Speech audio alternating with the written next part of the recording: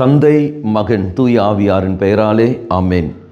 இயேசு கிறிஸ்துவின் அன்புமிக்க சகோதர சகோதரிகளை உங்கள் அனைவருக்கும் கிறிஸ்து இயேசுவின் அன்பு கலந்த வணக்கத்தை தெரிவித்துக் கொள்கின்றேன். இன்று நற்செய்தி பாகமானது மார்க் நற்செய்தி 4ஆம் அதிகாரம் 21 முதல் 25 வரையுள்ள திருவாக்கியங்கள். குறிப்பாக 21வது வாக்கியம். இயேசு அவர்களிடம், விளக்கை கொண்டு வருவது எதற்காக? மரக்காலின் உள்ளேயோ கட்டிலின் கீழேயோ வைப்பதற்காகவா? அது விளக்குத்தண்டின் மீது வைப்பதற்காக அல்லவா? அன்பார்களே, நீங்களும் நானும் விளக்காக இருக்க வேண்டும். மற்றவர்களுக்கு ஒளி தரக்கூடிய நபராக இருக்க வேண்டும். தெய்வம் நம்மை தன்னுடைய உருவிலும் சாயலும் படைத்திருப்பதும், நமக்கு தன்னுடைய இறை இயல்பை நாம் தந்திருப்பதும், தன்னுடைய குணங்கள் எல்லாம் தெய்வம் நமக்கு தந்திருப்பதும் எதற்காக என்றால், மற்றவர்களுக்கு நீங்களும் நானும் சாட்சியாக மாற வேண்டும் என்பதற்காக வழியாக விருதுகளை. நமக்கு பல நன்மைகளை தெய்வம் தருகின்றார், பல திறமைகளை தெய்வம் நமக்கு தருகின்றார். இந்த திறமைகளும் இந்த நன்மைகளையும் கொண்டு மற்றவர்களை நாம் நன்மைக்கு நாம் கொண்டு வர வேண்டும். பல பாவ வழிக்கு போகிறவர்கள், பல வழி தவறி நடப்பவர்களை நாம் மீண்டும் நல்ல வழி கொண்டு வருவதற்காகத்தான் தெய்வம் உனக்கும் எனக்கு அந்த கிருபைகளும் அருளையும் ஆசீர்வாதம் தருகின்றார். ஆனால் நீங்களும் நானும் என்ன செய்து கொண்டிருக்கிறோம்?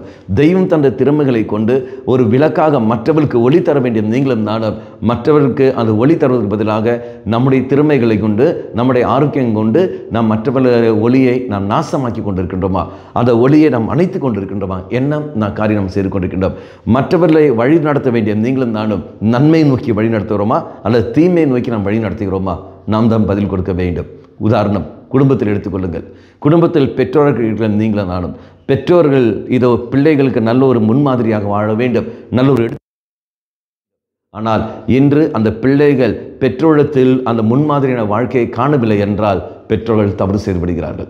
சமுதாயத்தில் இருக்கின்ற தலைவர்கள் இதோ மக்களுக்கு நல்வழி காட்ட வேண்டும். ஆனால் இன்று அந்த சமுதாய தலைவர்களே அவர் பாவ வழிக்கு போகிற சமயத்தில் இதோ தொண்டர்கள் வழி தவறி போய்விடுகிறார்கள். குழப்பங்களும் பிரச்சனையும் கடந்து வருகிறது. சிந்தித்து பார்ப்போம். தெய்வ சன்னதியில் மன்னிப்பு கேட்போம். நல்லவனாய தெய்வமே, விளக்காக நான் மாற வேண்டும் என்றுதான் நீ விரும்பினீர். மற்றவர்களுக்கு ஒளி தர வேண்டும் என்றுதான் நீ விரும்பினீர். ஆனால் அதற்கு எதிராகவே இதோ நான் வாழ்ந்து கொண்டிருக்கின்றேன். என்னை மன்னித்தருளும். உம்மை போலவே பிரகாசத்துடன் நான் வாழ, மற்றவர்களுக்கு வழிகாட்டியாக இருக்க நீர் என் கிருபை புரியும். அம்மா மாதாவே, தெய்வ மாதாவே, எங்கள் மாதாவே, என் அன்னையே, விசேஷமாக எங்களுக்காக பரிந்து பேசும். ஆமேன். தந்தை, மகன், தூய ஆவியாரின் பெயராலே ஆமேன்.